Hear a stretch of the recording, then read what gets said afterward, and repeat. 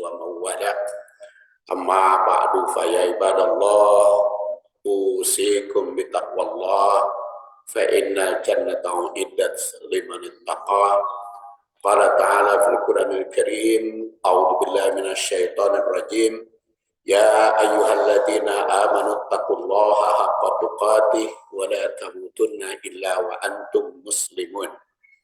Kajian pagi ini fikih keluarga berdasar tadabbur surat Al-Insyirah, merupakan kelanjutan pertemuan 2 bulan yang lalu, karena bulan kemarin pas Idul Adha, dan yang lalu adalah surat Ad-Duha, dan sekarang surat Al-Insyirah atau surat Asy-Syarh. A'udzu billahi minasyaitonir rajim. Bismillahirrahmanirrahim.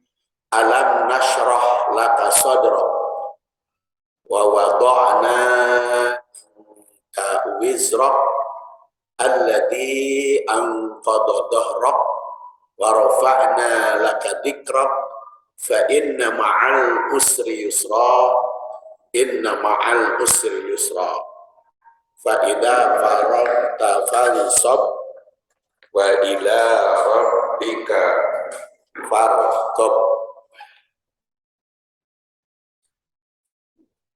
Bukankah kami telah melapangkan untukmu dadamu?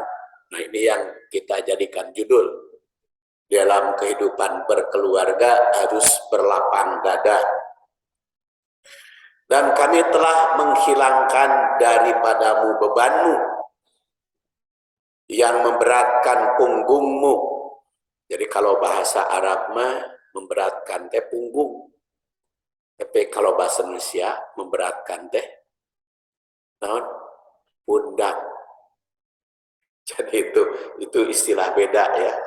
Kalau istilah Al-Qur'an, istilah hadis mah beban teh ke punggung. Tapi kalau orang Indonesia mah ke pundakmu, tanggung jawab di pundakmu. Tapi kalau bahasa Al-Quran, punggungmu. Tapi kalau untuk dipahami masyarakat, kadang-kadang bisa diterjemahkan yang membebani pundakmu. Walaupun arti asal dohrok itu punggung, tonggong. Dohrok itu, dohrun. Dan kami tinggikan bagimu sebutan namamu, karena sesungguhnya sesudah kesulitan itu ada kemudahan. Nah, ini kan terjemah Departemen Agama, sesudah kesulitan. Tapi kalau terjemah asli nama, inna ma'al usri yusra kan, maaf. Jadi bukan sesudah, beserta. Jadi antara kesulitan dengan kemudahan itu bareng gitu, karena maaf. Tapi ya karena ini yang dikutip terjemah Departemen Agama, kita baca aja dulu. Ya, seperti tadi tentang punggung, padahal kalau dalam bahasa Indonesia pundak. Kemudian kalau dalam bahasa Al-Qur'annya ma'a, beserta. Jadi kemudahan itu beserta. Apa bedanya dengan sesudah? Sesudah mah sulit dulu, baru mudah. Tapi kalau beserta itu berbarengan antara kesulitan dan kemudahan. Nah, itu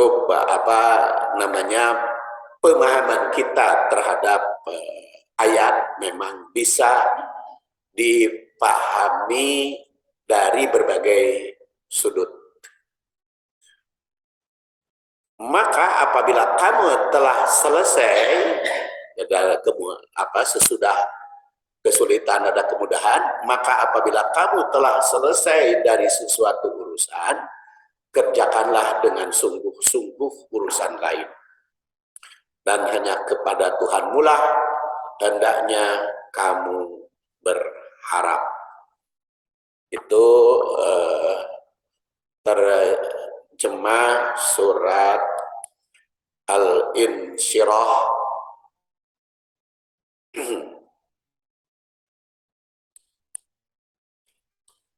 Kita lihat tarikh ayat ini. Jadi, seperti biasa kita pahami dari sudut sejarah. Surat ini bernama Al-Insyirah. Juga kadang-kadang disebut Asy-Syarh, terkadang disebut Alam Nashrah. Jadi kalau nama surat itu bisa diambil dari kalimat pertama atau kalimat yang disebut pertama kali di dalam surat itu, seperti Al-Fatihah kadang-kadang disebut Alhamdulillah, Al-Ikhlas kadang disebut Qulhu. Jadi itu tidak salah, karena memang para ulama juga kadang-kadang menyebutnya seperti itu. Ada Wadduha, ada Wal Asr, Al Asr. Jadi kadang-kadang disebut Alam Nasrah. Diambil dari pangkal ayat pertama yang mengabarkan bahwa Rasul itu lega hati nuraninya atau berlapang dada karena disinari hidayah, iman, dan hikmah.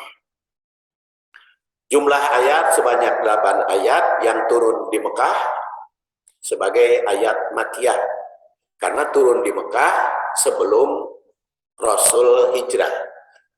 Jadi walaupun turun di Mekah, kalau setelah hijrah disebut Madaniyah.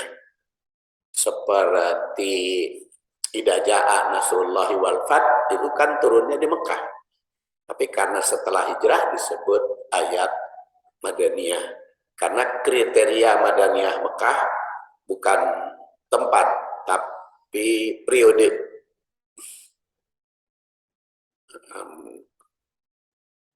Sebelum hijrah ini, ya. Kemudian tarikh yang kedua, kaum muslimin sempat dihina kaum musyrikin yang menuduh miskin atau fakir, sehingga berpengaruh pada ketentraman. Jadi dianggap anu masuk Islam macam anu parariskin unggul, anu palalaki unggul, dan anggapan mereka bahwa yang masuk Islam palalakir itu sering diisukan sampai sekarang. Apalagi di Indonesia sering disebut kaum muslimin teh palalakir, marariskin, padahal menurut saya tidak ada bukti miskinnya. Buktinya ke Mekah paling banyak. Yang umroh, berarti kan loba duit. Yang haji juga. Dan sampai-sampai Bandung itu mau beribadah haji nunggu 20 tahun. Berarti kan itu banyak yang kaya, banyak yang sudah nabung. Jadi tidak miskin sebetulnya kaum muslimin itu, tidak fakir. Tapi tuduhan itu selalu ada. Nah, ketika ayat ini turun, Rasul Shallallahu Alaihi Wasallam bersabda kepada kaum muslimin, "Abshiru, atakumul yusr."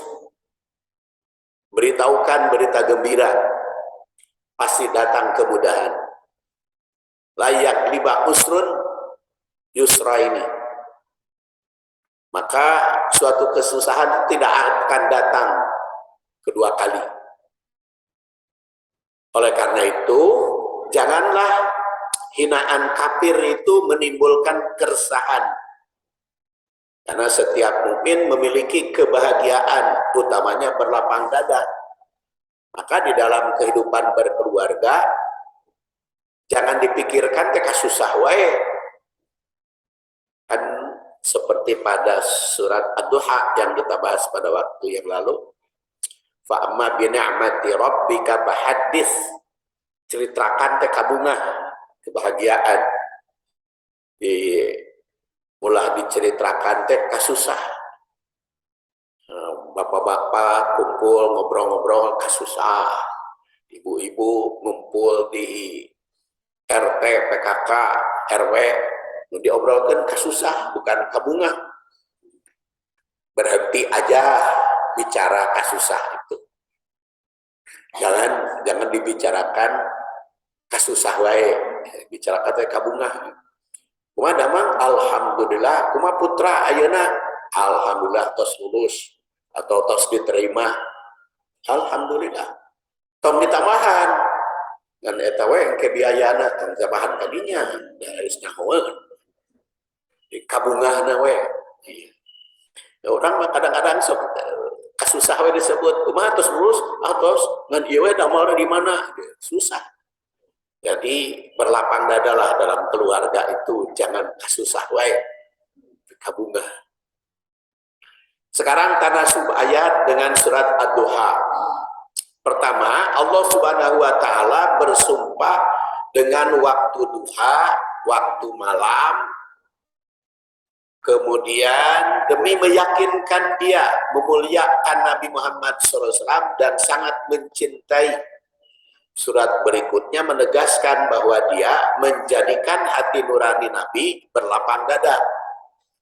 Kalau kita lihat surat Ad-Duha kan bicara pertama diawali dengan sumpah wadduha walaili idza saja, terus menceritakan baheula mah Rasul yatim, jadi ada yang ngurus, baheula mah Rasul untuk kaya, jadi orang kaya. Baheula mah Rasul tidak mempunyai kedudukan tinggi di keluarga. Semakin dewasa semakin hebat. Yang secara garis besarnya dalam keluarga itu harus semakin senior, semakin baik, semakin nikmat. Ai alim disebut semakin tua mah. Semakin senior di semakin enaknya mah kan semakin tua semakin bahagia. Semakin tua semakin nikmat. Dan itu konsep Al-Qur'an menggariskan bahwa dalam surat Ad-Duha itu pokoknya begitu. Semakin tua itu semakin baik. Keluarga itu semakin tua semakin baik. Ulah semakin tua semakin susah. Bagaimana tidak semakin baik, Bu? Semakin tua. Memang di pensiun, tua teh gaji nasa etik. Tapi karena walaupun di pensiun kan anak sudah berumur 40 tahun. Kalau anak sudah berumur 40 tahun, kan membantu orang tua. Ya karena bukan mengandalkan orang tua. Kalau anak sudah berumur 40 tahun, membantu orang tua. Jadi walaupun gajinya tinggal sedikit, tapi karena segala kebutuhan ditanggung oleh anak, kan bahagia. Jadi bukan begitu dapat pensiun, dibagikan ke anak-anak, itu masalah ibu jeung bapak sorangan. Nah, begitu dapat pensiun dibagikan ke anak-anak. Kan anta wa maluka liwalidika.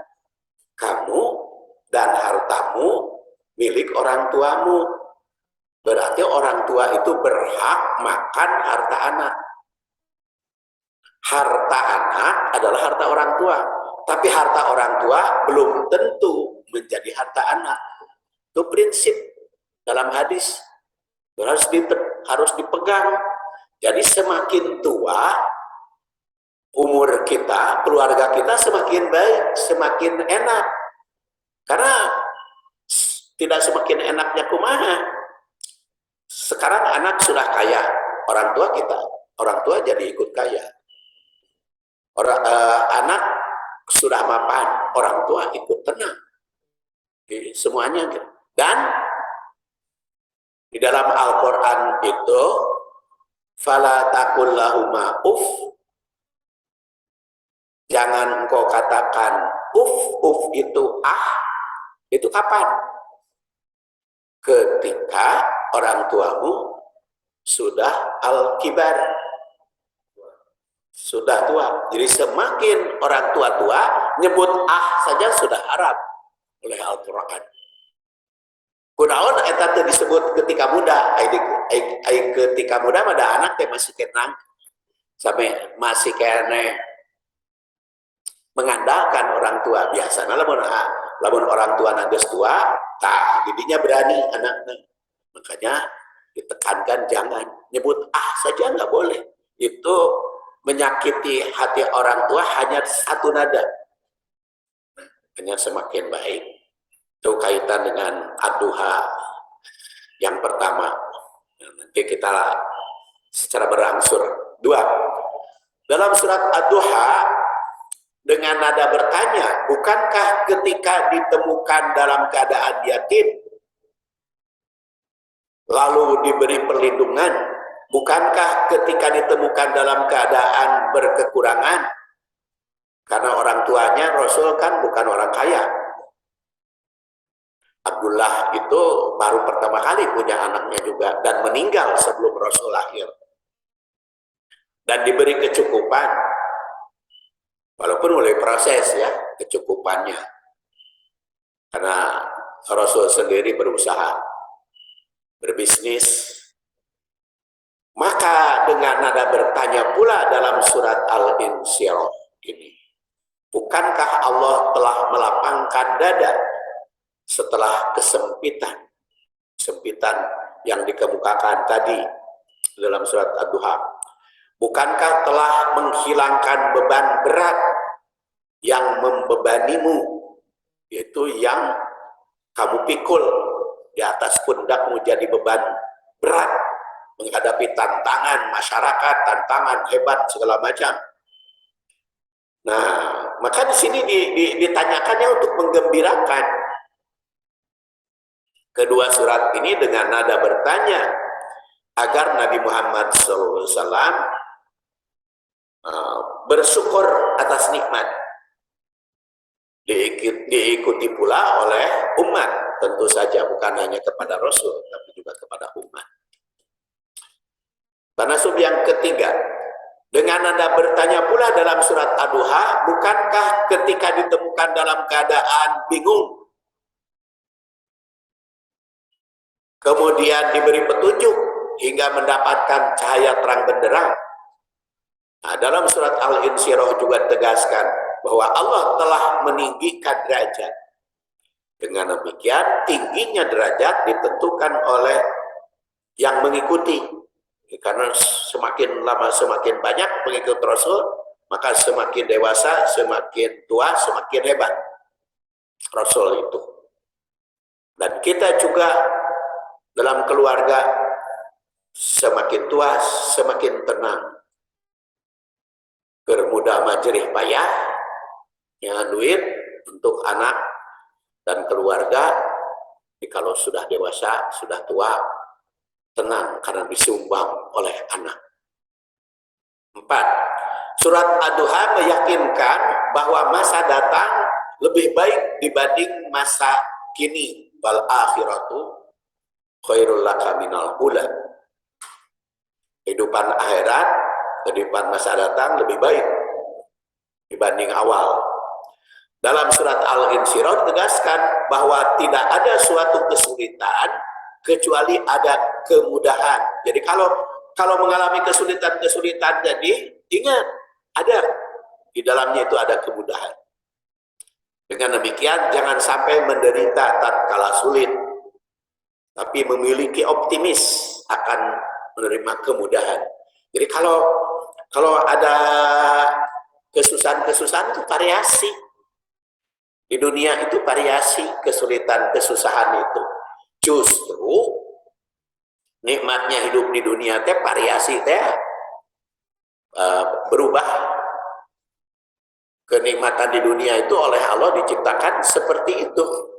Kita nikmat makan, begitu waren, kenikmat. Kita nikmat wisata, pergi ke sana kemari, bosan, hayang pulang, habis pulang capek. Ketika kita nikmat tidur, begitu bangun, kenikmat deh tidur. Jadi itu justru perubahan-perubahan seperti itu. Kenikmatan di dunia beda dengan kenikmatan surga. Kalau kenikmatan surga mah tajri min tahtihal anhar. Tajri min tahtihal anhar itu bisa dua makna.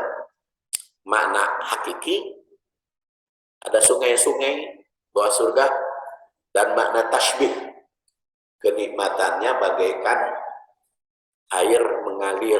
Air mengalir kan tidak pernah berhenti air. Jadi kenikmatannya seperti itu. Beda dengan di dunia. Kalau di dunia mah kenikmatan tuh ada hentinya. Dan justru disitulah kenikmatan dunia itu bervariasi. Nikmat sehat, tiba-tiba sakit. Nah, keadaan sakit, sehat lagi. Kemudian antara surat Ad-Duha dengan surat Al-Insyirah ini memiliki kesamaan dalam mengungkapkan kenikmatan yang diberikan kepada Nabi Shallallahu Alaihi Wasallam. Pada surat Ad-Duha ditandaskan bahwa ketika yatim maka diberi asuhan, ketika dalam keadaan susah diberi kemudahan, ketika dalam miskin diberi kecukupan. Maka dalam surat Al-Insyirah ditandaskan beserta kesusahan itu ada kemudahan. Jadi kalau dalam surat Ad-Duha mungkin setelah semakin dewasa semakin baik, semakin nikmat. Kalau di dalam surat Al-Insyirah beserta berbarengan. Sekarang kita lihat tafsir, tahlil tafsir. Alam nashrah laka sadrak. Perkataan alam sebagai huruf istifham atau tanda tanya itu berfungsi sebagai takriri atau penetapan untuk meyakinkan, menegaskan, untuk meyakinkan takrir. Dengan demikian, lam nasroh laka sodrok, alam nasroh itu mengandung arti sungguh sudah jelas dan terbukti bahwa Allah Subhanahu wa Ta'ala melapangkan hati nurani dada Nabi Shallallahu Alaihi Wasallam. Dan di sini nasroh, akena, nun, nahnu itu mengandung makna pertama takdim akan keagungan Allah. Maka ditunjukkan kami yang agung. Kemudian yang kedua, menggunakan nak di sini, Allah Subhanahu wa Ta'ala memberikan nikmat itu melibatkan makhluk. Memberikan kenikmatan itu melibatkan makhluk. Karena ada malaikat, ada segala macam. Seperti biasa, jika dia menganugerahkan nikmat atau menciptakan makhluk, suka menggunakan nahnu. Tapi jika urusan ibadah, akidah dan tauhid itu suka menggunakan mutakallim, ana. La ilaha illa ana. Pak Budi, wa ma khalaqtul jinna khalaqtu al insa illa liya'buduni, ya buduni. Kalau memberikan nikmat itu pakai nahnu. Allah Subhanahu wa Ta'ala melapangkan dada dan hati nurani Nabi Muhammad menerima al-Islam secara gamblang sehingga melaksanakannya secara bahagia. Jadi ketika di Mekah banyak kesulitan, Rasul itu hijrah ke Madinah banyak kemudahan sehingga Futuh Mekahnya saja tidak berkecamuk, ya. Mekah dikuasai oleh Rasul itu tidak berkecamuk, perang dalam keadaan damai. Menurut At-Tabari yang wafat 310 Hijriah, pertanyaan ini ditunjukkan kepada Nabi bahwa Allah telah memberikan kejembaran dengan lapang dada. Karena utamanya menerima hidayah. Karena ditandaskan juga di dalam surat Al-An'am kan, famayunidillah ayahdiyahu yashrah sadrahu lil Islam. Jadi maka barang siapa yang dikehendaki Allah beri petunjuk, maka berlapang dadanya. Rasa nikmat, merasa bebas dari kesulitan. Jadi berdasar ayat ini, orang yang mendapat hidayah itu biasanya merasa senang, menerima segala ketentuan al-Islam. Mereka sangat bahagia. Seperti kita aja kan sekarang, hari Ahad, batur subuh-subuh, keselari-lari, orang masih kena cicing di masjid, tapi berlapang dada. Karena apa? Karena pertama, kita melakukan sholat berjamaah, kedua, duduk berzikir dan tafakur di masjid, nanti ditutup dengan sholat isyraq atau sholat duha, kan pahalanya sama dengan umroh. Umroh ya berapa biayanya? Sekarang minimal tiap ahad aja cicing di masjid, sampai sekarang isyraqnya karena terbitnya 559, kalau sholat isyraq 6/4 lah. Jadi jangan bertepatan dengan terbit matahari, jadi kasih jarak dari terbit matahari, karena kalau terbit matahari haram ketika terbit matahari. Jadi tunggu sebentar. Jadi karena sekarang sholat subuhnya telat, maka jangan sampai jam 6 pengajiannya, nggak telat sedikit, ya, supaya bisa langsung. Kan itu dapat pahala umroh. Dan itu adalah jaminan dari hadis Rasul. Jadi senang, lapang dada, segar bugar, ya, segar bugar. Wa wada'na anka wizrak, dan kami telah menghilangkan daripadamu bebanmu. Allah meringankan beban yang dihadapi Nabi Muhammad SAW dan umatnya. Kata Al-Qurtubi yang wafat 671 Hijriah, itu mengandung arti bahwa Allah telah menjaga Nabi dari perbuatan dosa, sehingga tidak ada beban baginya. Allah Subhanahu wa Ta'ala juga telah mengampuni segala dosa dengan diturunkannya al-Islam sebagai pedoman hidup. Menurut Al-Baghawi yang wafat 516 Hijriah, lahir 433, syariat Islam itu membebaskan cengkraman beban jahiliyah yang memberatkan. Makanya sering diistilahkan kemerdekaan itu butuh terbuka kenikmatan, butuh Mekah untuk terbebas dari beban berat, karena dengan al-Islam itu menjadi ringan, beda sekali dengan jahiliyah. Dengan syariah yang diturunkan, maka lepaslah beban yang memberatkan tersebut. Al-Islam juga diturunkan sebagai agama yang lurus dan menghilangkan beban yang berat, karena hidup menjadi ringan dengan syariahnya.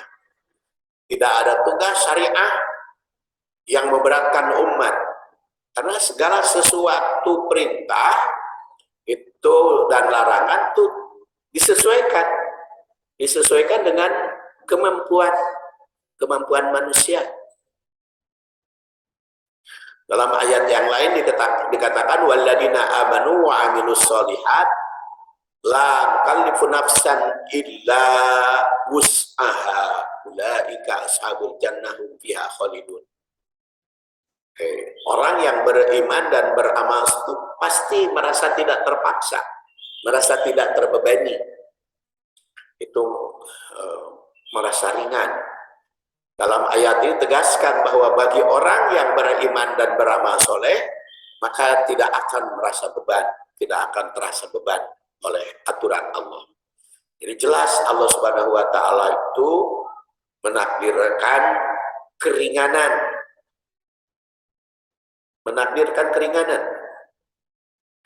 alladzi anqadha dhahrak, yang memberatkan punggungmu, yang dalam bahasa Indonesia mah membebani pundakmu.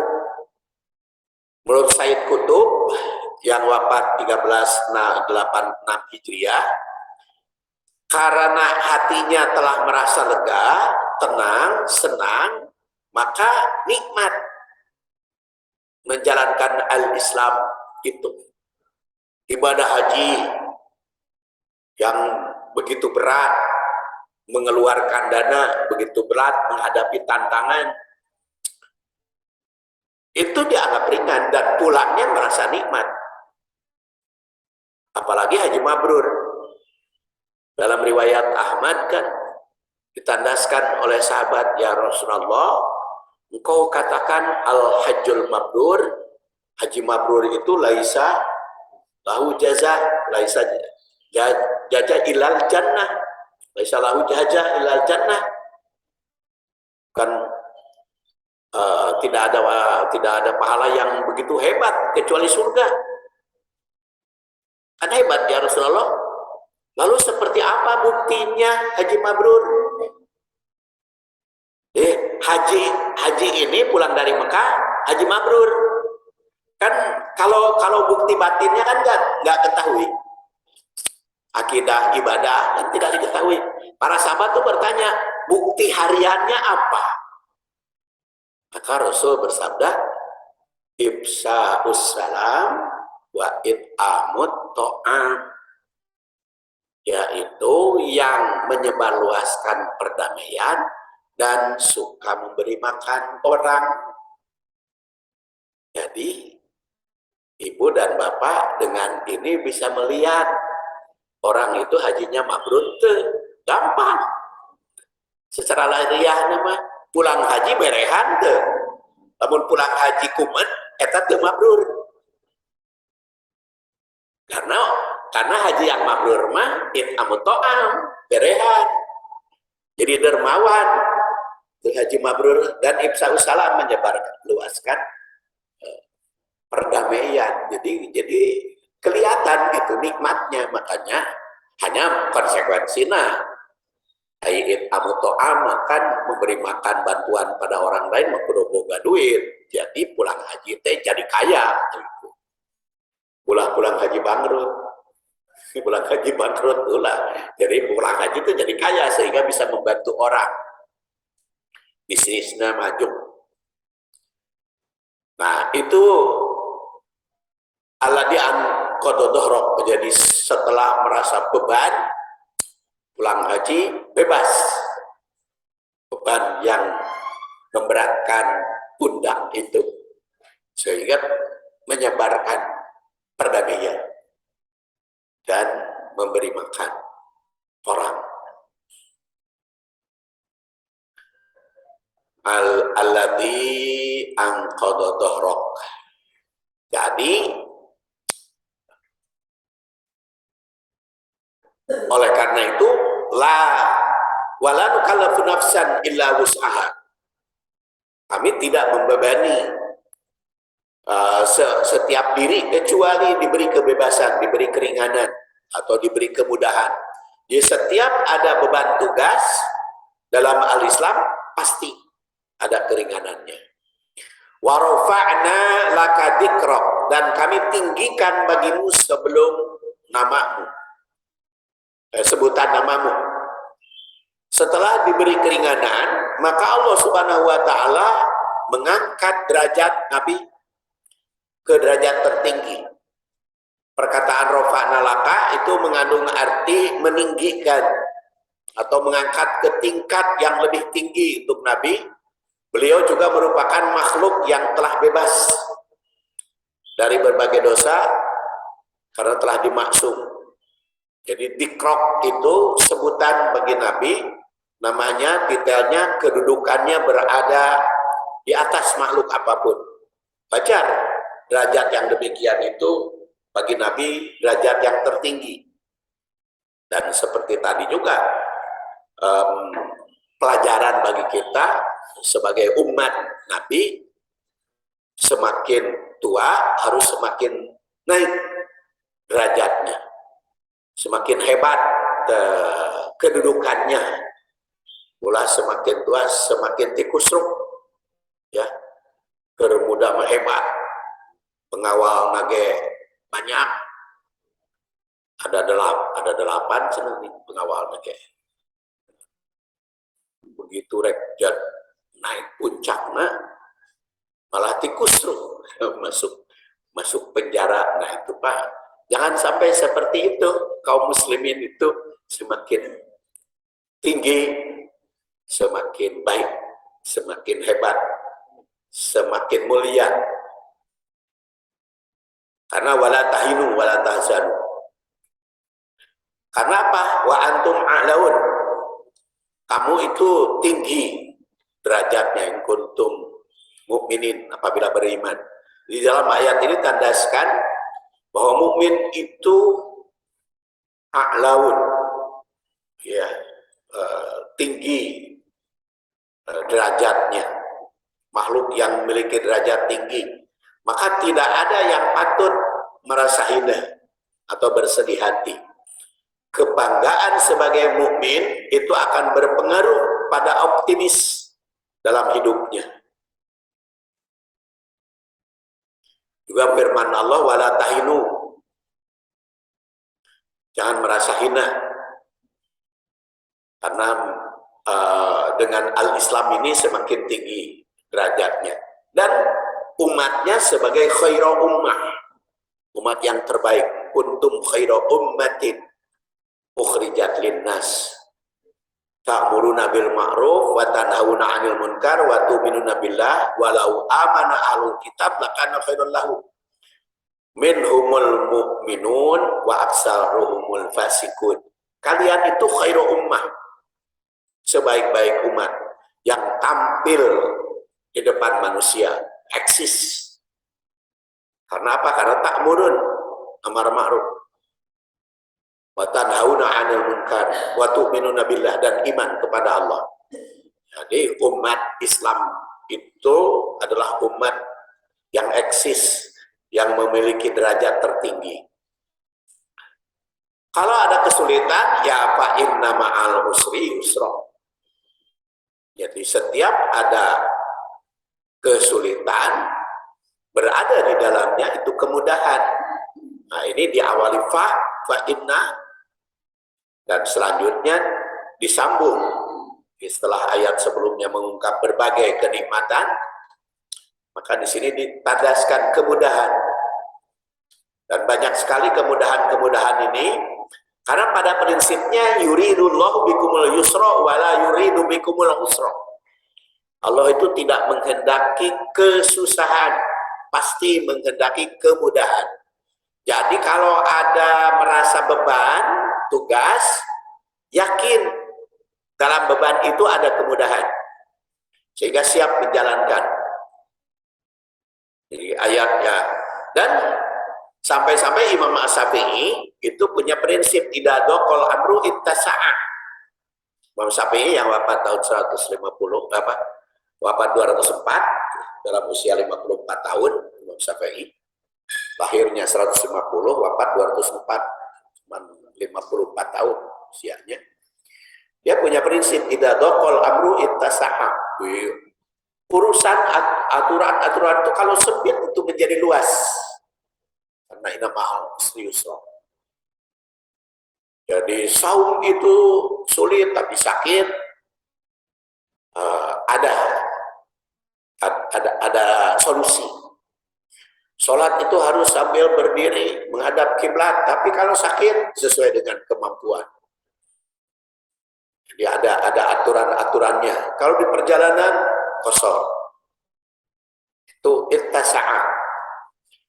Dan selanjutnya tandaskan inna ma'al usri yusra. Bahkan sampai diulang bahwa setiap ada kesulitan itu ada kemudahan. Perkataan usr itu kan susah, yusr mudah. Karena apa? Karena ada solusi di dalam Islam itu, seluruh aturannya.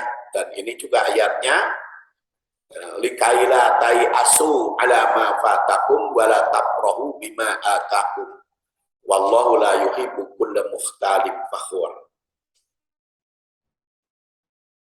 Oleh karena itu, faida farokta fansab.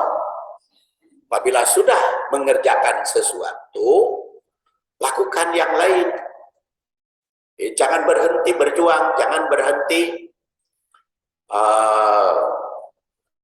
bergerak, bekerja. Jadi jika telah berhasil mengerjakan suatu tugas, maka kerjakan yang lain. Ini merupakan etos kerja muslim.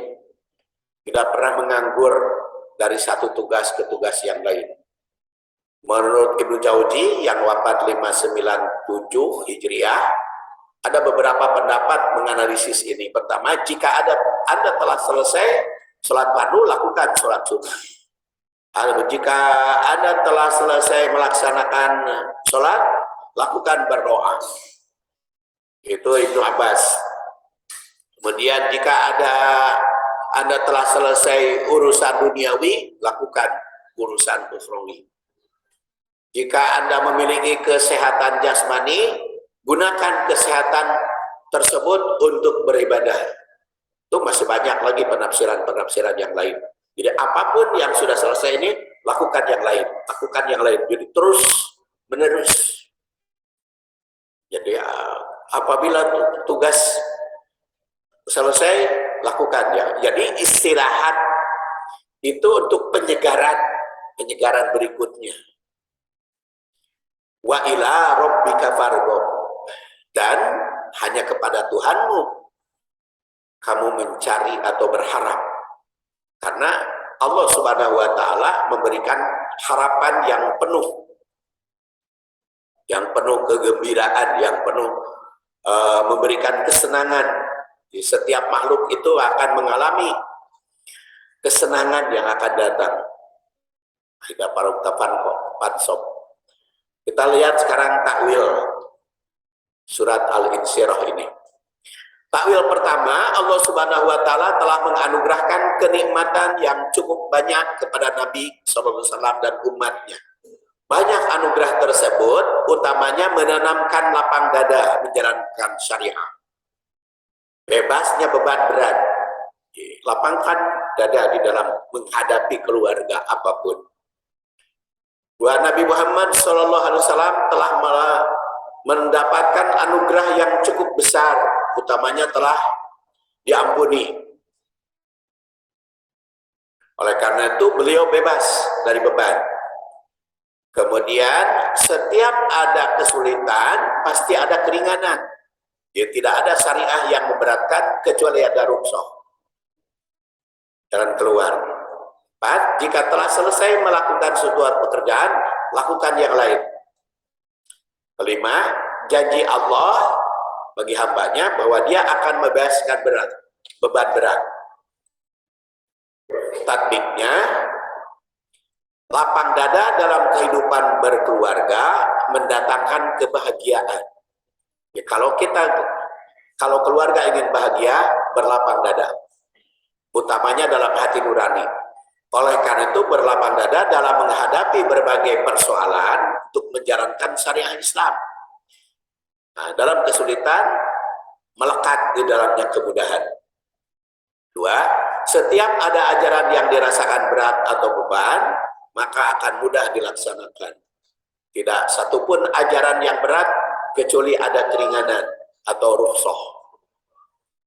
Tiga, saat ini berbagai tantangan berkeluarga seperti penyakit COVID-19 terus muncul.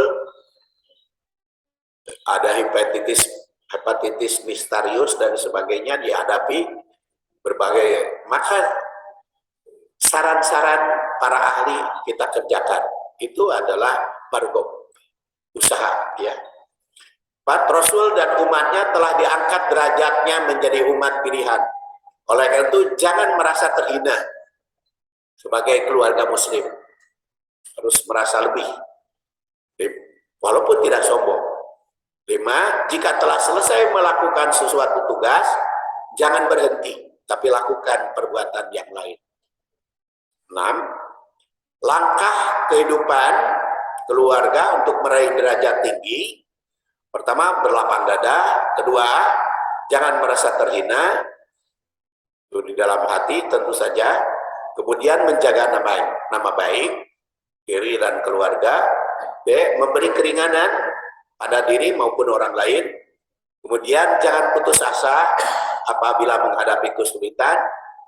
Kemudian kesulitan dijadikan pelajaran dan menghadapi persoalan. Terus menerus meningkatkan etos kerja dan hanya berharap kepada Allah Subhanahu wa Ta'ala. Itulah kajian kita pada hari ini. Mudah-mudahan ada guna dan manfaatnya.